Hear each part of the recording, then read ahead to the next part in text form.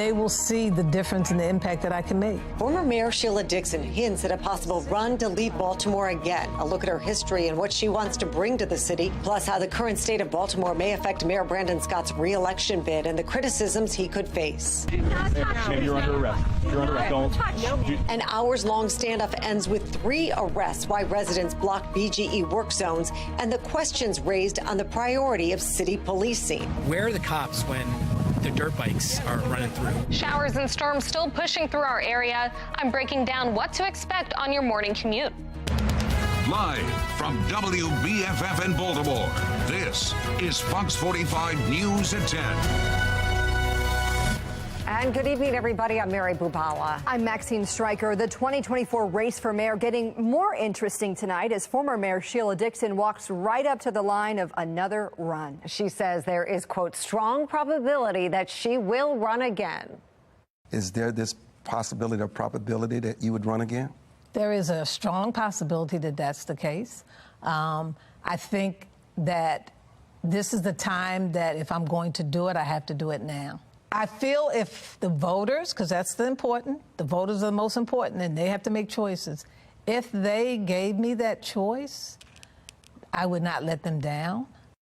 The former mayor made those comments during a Your Voice, Your Future town hall with political commentator Armstrong Williams tonight. It's streamed exclusively on our website. We have complete coverage of the upcoming race for mayor. Fox 45's Keith Daniels is looking into the questions and criticism Mayor Brandon Scott could face in his re-election campaign. Our live team coverage begins with Jeff Abel and a look at Sheila Dixon's history in Baltimore City. Jeff? As you know, Sheila Dixon has spent a lifetime in public service, and now it appears she's testing the waters to see if the public will invite her back. I know I can make a tremendous difference in the city. During an hour-long town hall, former Mayor Sheila Dixon came incredibly close to announcing she's running for mayor. I've given this a tremendous amount of thought. I love my private life, but I also know what it takes to really move things forward in a positive way that we can make the kind of impact for our schools, for city services, for businesses in this city. Dixon is no stranger to City Hall, serving more than 2 decades in the City Council, 8 years as president, and in 2007, she was elected mayor. This is Fox 45 News at 10. Her term saw historic drops in the city's homicide rate. But after 2 years, her tenure as mayor came to an abrupt halt. Prosecutors raid the home of Mayor Sheila Dixon when she pleaded guilty to a misdemeanor embezzlement charge and was forced to resign. I got mental health. I did a lot to really help me to ground myself. In an interview with Armstrong Williams tonight, Dixon claimed the problems at City Hall are in desperate need of repair. We're lacking the vision that's really needed. We're also lacking the kind of expertise. I'm not going to allow departments to function, to be dysfunctional. There is no excuse that we don't have our recycling weekly. It's almost like a tease of a possible, announcement, kind of almost like laying the groundwork, putting the bats.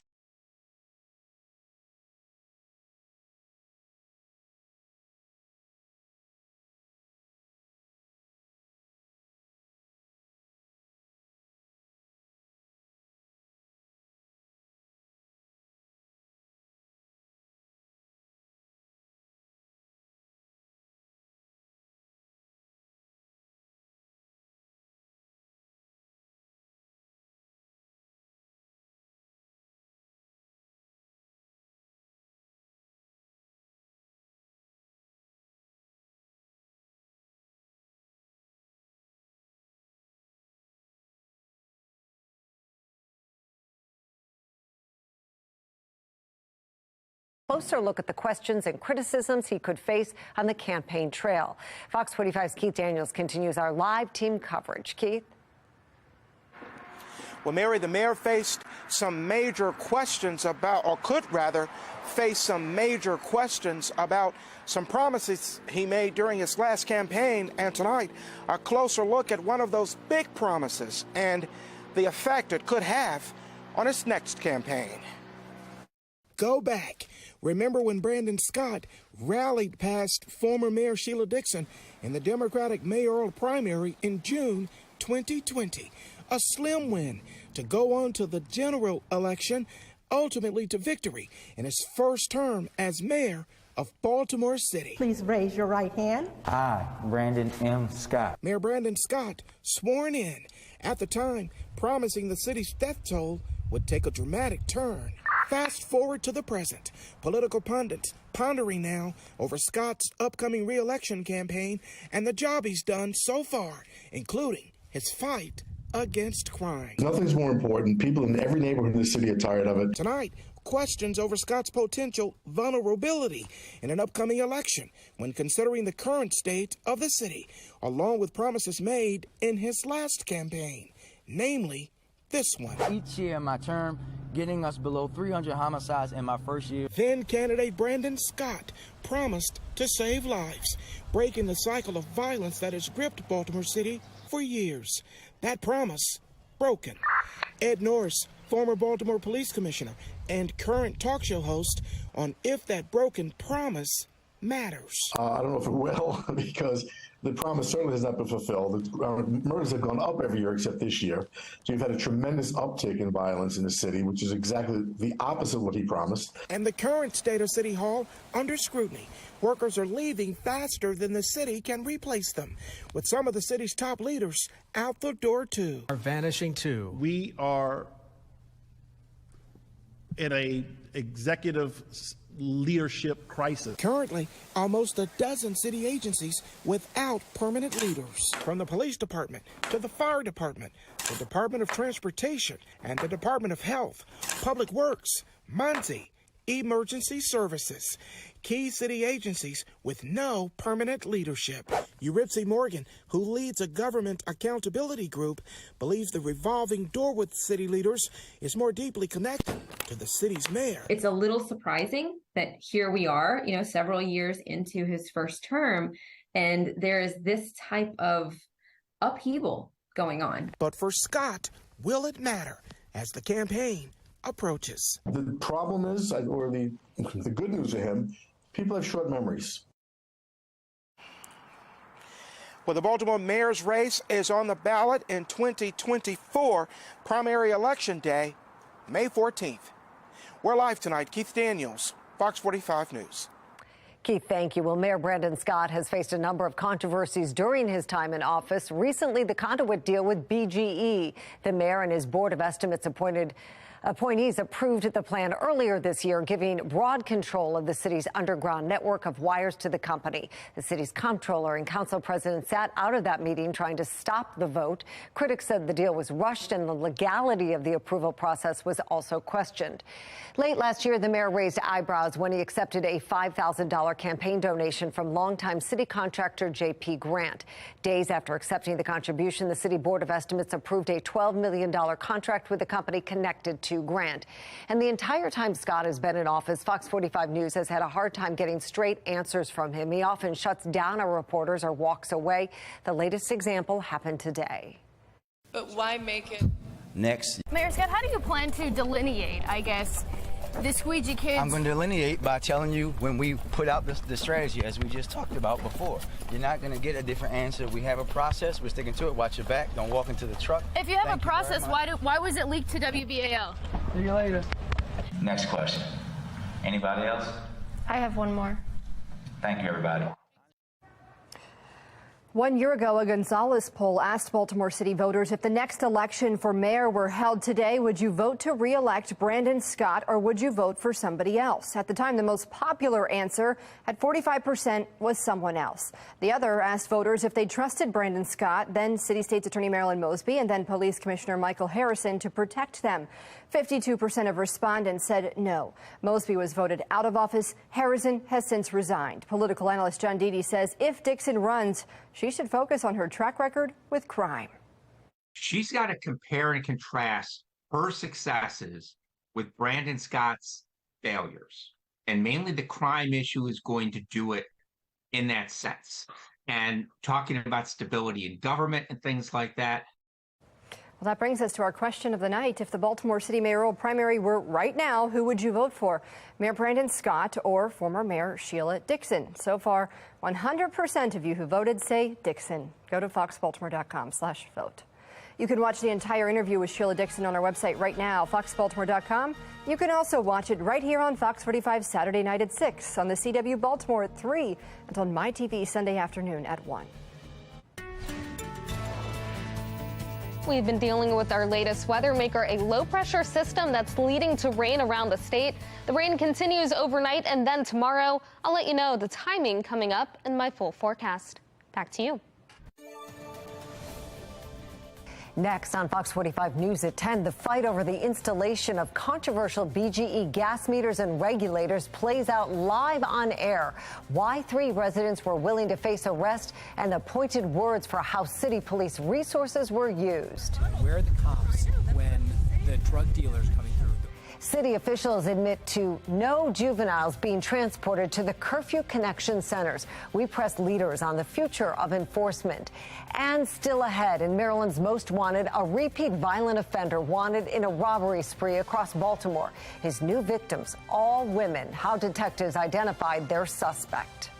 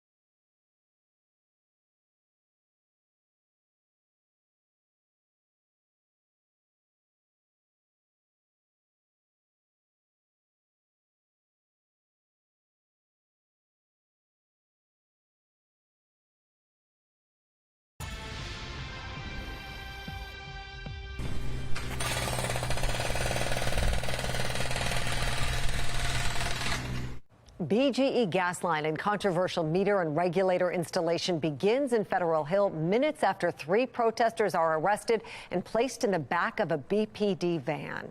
It's the end to that standoff that started in the morning and ended just before 5 o'clock live on Fox 45. The dispute is over the utility's new external devices that go in front of homes like these right there that many are describing as an eyesore. Some think they're dangerous because some are so close to the road, and arriving with really no community input. Fox 45's Vincent Hill has a look at how this all played out. What started as a threat of legal action by several Baltimore communities in BG&E quickly turned to protest. Residents upset about the installation of external gas meters. I plan on standing for my neighbors in the square so that they can't dig up the road. One of those neighbors also standing up, longtime Fed Hill business owner and city council hopeful, Claudia Tools. The fact of the matter is, the action that they're taking today to shut off our neighbor's gas is illegal. But according to BPD, If you do not cease your unlawful behavior here in the 400 block of Warren Avenue and disperse peacefully, you will be arrested. It was the protesters who were arrested. after being given 3 warnings. I'm in shock. I'm numb. I can't believe that this has occurred. Longtime Foothill resident Stephen Topping shocked that BPD made the arrest, while he says dirt bikes and large crowds take over the area on the weekends. I think that everybody's time could be better spent dealing with the real issues that we have in this city. Through Vignaraja, who represents the neighborhood residents. These are 3 law-abiding citizens who love this city. Says BPD's arrest efforts should have been directed elsewhere. Where are the cops when the dirt bikes are running through? Where are the cops when the drug dealers are coming through? And pointing to the city's already stretched thin department. I've heard the mayor and the police commissioner talk about how we don't have enough police officers for homicides. And yet, because BG&E made a call, they got a platoon of officers to come and arrest 3 women? FOX45 reached out to BG&E after the arrest. In a statement, they said, quote, BG&E cannot comment on pending or threatened legal action. That was Fox 45's Vincent Hill reporting. Noticeably absent from the start of her own campaign launch was Claudia Tolles, who you saw arrested at the Federal Hill protest. She is running for Baltimore City Council's 1st district, which will be vacated by Zeke Cohen, who is challenging Nick Mosby for City Council president.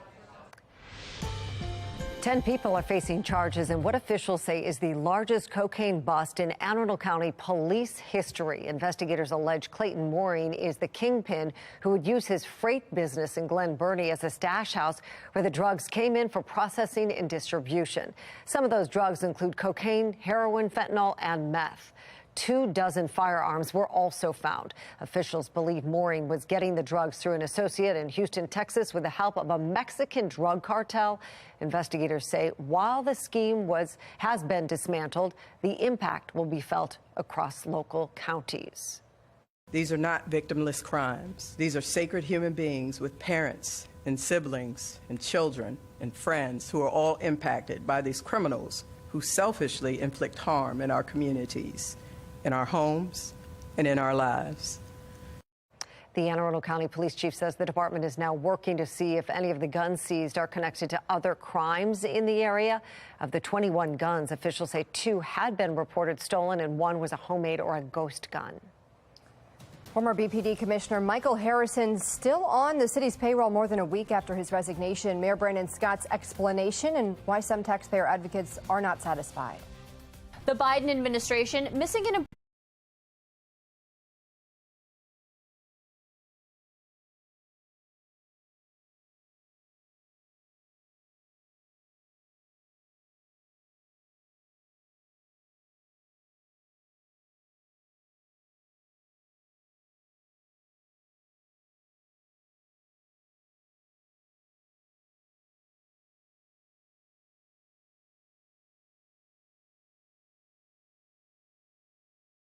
important deadline to release information on the origins of COVID-19. I'm Kayla Gaskins in Washington with why senators say they're frustrated. Drought conditions have worsened across the state. Just last week, much of Maryland was under a moderate drought, but now certain areas, including Baltimore City, are under a severe drought. Fortunately, rain over the next several days will help to improve conditions. I'll let you know how much we could see in my Weather Authority forecast.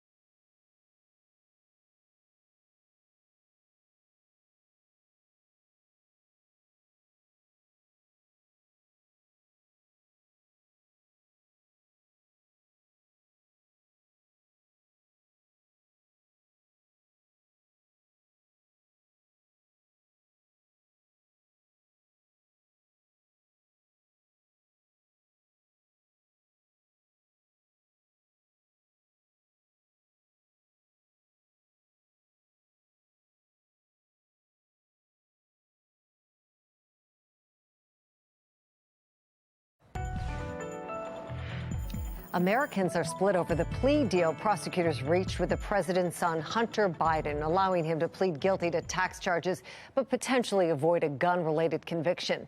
According to a new Reuters Ipsos poll, half of Americans believe Hunter got special treatment from the Justice Department. The views, though, are partisan. 3/4 of Republicans see preferential treatment versus 1/3 of Democrats. But most respondents say Hunter's case won't affect their likelihood of voting for Joe Biden next year when he seeks re-election. The Biden administration missed the deadline to release documents on the origins of COVID-19, violating a law the president signed in March. National correspondent Kayla Gaskins is in Capitol Hill, where lawmakers are waiting and growing frustrated. The COVID-19 Origin Act inspired a rare moment of unity on Capitol Hill. Rarely do we pass something unanimously. Unanimously in the Senate, unanimously in the House. Biden signed the legislation. The bill, passed in March, requires the Biden administration to declassify and release intelligence they have related to the origin of COVID-19. The deadline to hand over the documents was last Sunday. Senator Josh Hawley introduced the bill. It's not please, it is the law. They have to declassify the information. What are you afraid of? Why are you so afraid of letting the public know the truth? Senator Rand Paul believes these documents may further support the lab leak theory, adding to mounting evidence COVID-19 has a man-made origin. The lab in Wuhan for a week went dark, and they think that maybe an accident happened and they were trying to clean it up. About that same time, 3 researchers got sick. Last week, a report identified these researchers as patients 0, all 3 involved in controversial research on coronaviruses. The journalists cite unnamed U.S. officials. The Government Accountability Office also recently confirming U.S. taxpayer money helped fund the Wuhan lab. But why do you think it's been so difficult to get your hands on this information? Well, I think that they feel somewhat guilty as having funded research that may have led to the pandemic. Paul says seeing this intelligence is crucial because similarly dangerous research is still going on. My fear is that the next time this happens, there are viruses that could kill half of the population that they're experimenting with. This is a big deal. This is as dangerous and significant as nuclear weapons, and we're not paying any attention to it. Senator Paul and Senator Hawley tell us they've received no communication from the White House so far on this delay, and they're continuing to press the administration to release the intelligence. In Washington, I'm Kayla Gaskins. Ahead at 10:30, new developments on Baltimore's youth engagement centers, why city leaders may be pulling the plug. And a catastrophic end to the search for a missing submersible, how a small discovery is shedding light on what happened to the sub.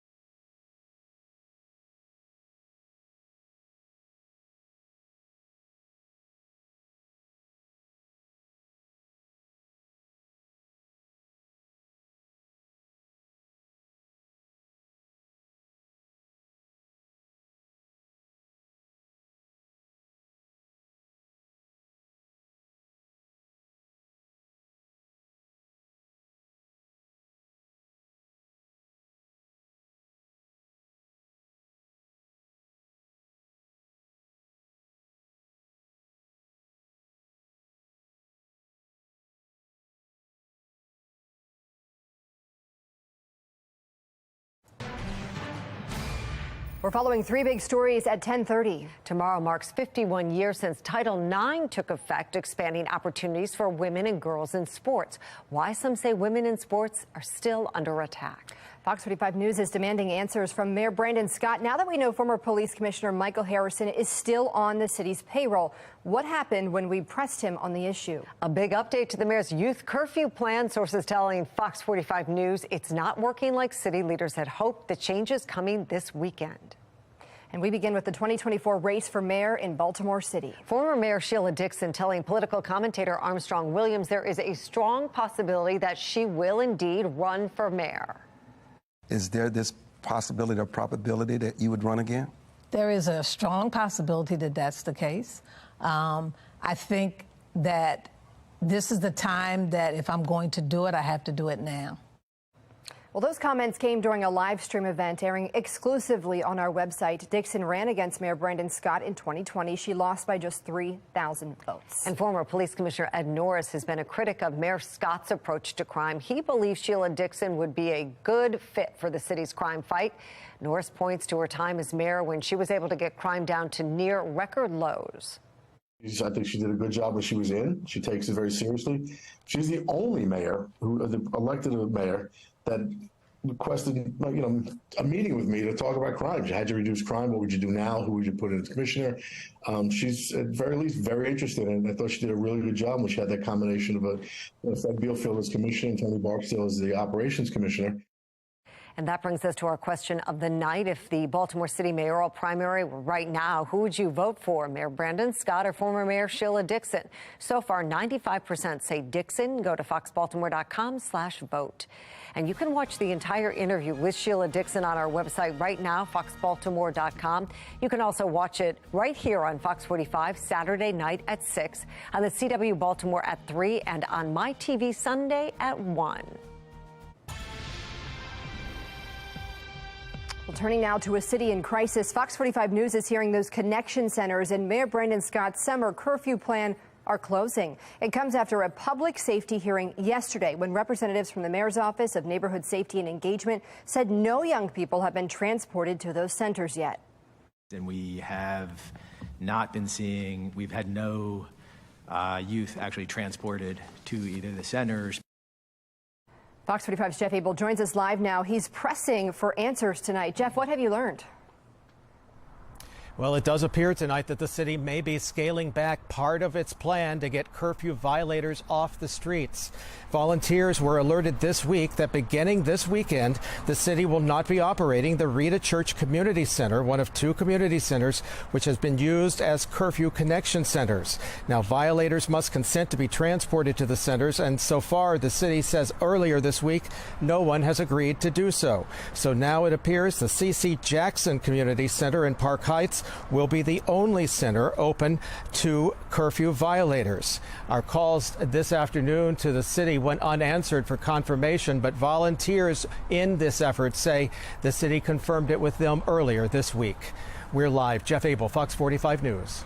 Jeff, thank you. So after no young people were taken to connection centers during the first weekend of the curfew, Mayor Scott touted it as a success. But Fox 45 News has heard from critics who say that doesn't necessarily mean success in keeping kids off the streets and away from crime. It could just mean no young people are agreeing to be transported to those centers. I want to be clear that we want this to be successful. Unfortunately, I think this mayor has a habit of taking any speck of data that looks remotely positive and running with it in a way that I think endangers the policies that he's trying to implement. Fox 45 News has extensive reporting on the mayor's curfew plan. You can find all of it on our website, foxbaltimore.com. Well, former Baltimore City Police Commissioner Michael Harrison is out of office, but he is still on the city payroll. The mayor confirming today, despite Harrison's sudden departure, his $275,000 salary remains intact. Fox 45's Rebecca Pryor demanding accountability for your tax dollars. 2 weeks ago, Good morning. Michael Harrison abruptly announcing his departure from the department. This was the most opportune time for me to pass the torch. But today, the mayor confirming the former commissioner still cashing checks from the city. His salary is something that's public information. And yet, how long that salary will last isn't. But so will he be paid till the end of his contract? He will be paid in accordance with the contract and how he's leaving the city of Baltimore. We cannot discuss a personnel matter in public about someone's contract, and we cannot do that. It's an HR issue. According to Harrison's contract, if Harrison's fired without just cause, the city will pay the remaining 8 months of his 5-year contract, totaling about $180,000 taxpayer dollars. But if Harrison resigns, he's required to give 90 days notice and is not entitled to severance pay. However, when asked to disclose the details of Harrison's exit, he told to me when he came here that he wanted to hand it off to someone here, local, homegrown within the police department. That is the decision that was made, and we're going to keep saying that because it's the truth. But why make it?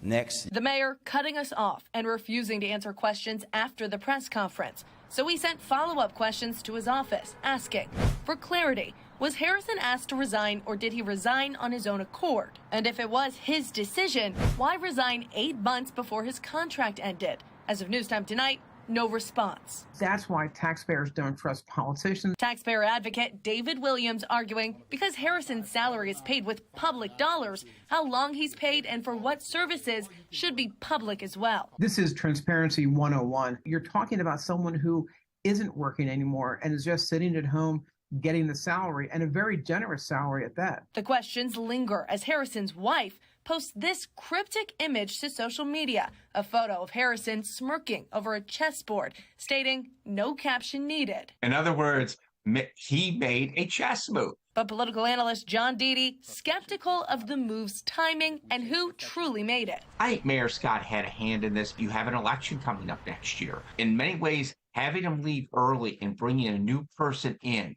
you're kind of hitting the reset button. The appearance of a fresh slate brought by a new face to public safety in a city still plagued by violence.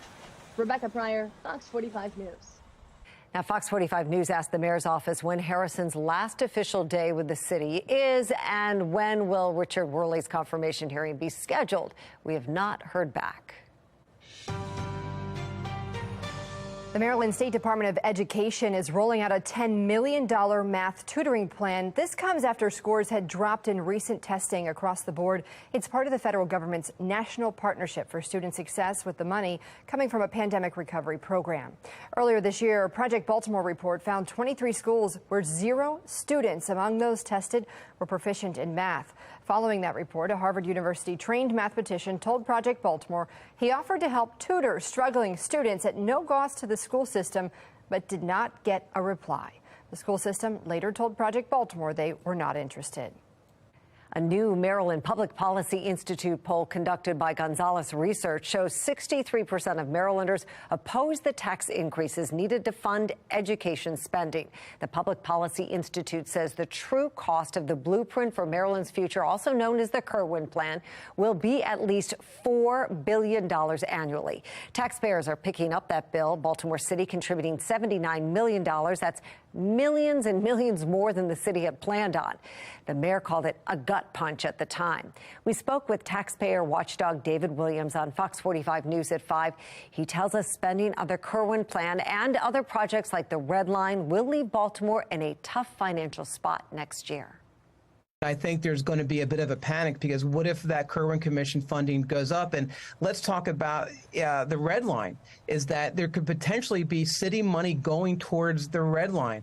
And that could be hundreds of millions of dollars. And that's going to put another hole in the city's budget when it comes to transportation. These are really tough decisions. And next year is an election year. So it's going to be interesting to see how the mayor copes with the budgetary pressures that are going to face the city. Tomorrow marks the 51st anniversary of Title IX, the historic law that has expanded opportunities for women and girls in sports. Republican lawmakers say it and women's sports are under attack. Janae Bowens has the newest effort to protect the significant legislation and female athletes. The debate over who should participate in women's sports hit Capitol Hill this week. We don't want to have women's achievements stripped away by biological men. Female lawmakers and athletes announced a resolution that would designate National Women in Sports Week. It comes as the controversy over whether transgender women should be allowed to participate in women's sports. I'm standing here for the next generation of girls who are today training to compete and do not want to have to face men with an unfair biological advantage. Riley Gaines, a former college swimmer who tied in a race with Leah Thomas, a transgender woman, testified about encountering Thomas in a locker room. Of course, the experience in and of the locker room itself is traumatizing, but I think for me, it was so easy for them to dismiss our rights to privacy. But transgender advocates accuse those who want to stop transgender women from competing against biological women of being anti-trans. This is not an exaggeration. This is not a dramatization. More than 525 anti-LGBTQ+ bills have been introduced this year in the states. 22 states have passed laws banning transgender athletes from taking part in sports that align with their gender identities. House Bill 15 is now law in the state of Texas. A Gallup poll released earlier this month shows that 69% of Americans say transgender athletes should only be allowed to compete on sports teams that match their birth gender. That's up 7 points from just 2 years ago. I had just laid out how complicated this issue is. I had just laid out why it's complicated. Meanwhile, the Biden administration moving forward with their proposal to make it illegal for schools to have a one-size-fits-all policy that bans transgender students from participating on teams consistent with their gender identity. In Washington, I'm Janae Bowens.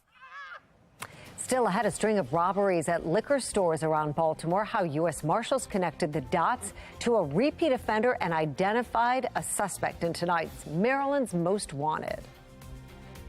And I'm keeping track of showers around the region. I'll let you know how much rain we could see, and I'll break down the timing in my full forecast.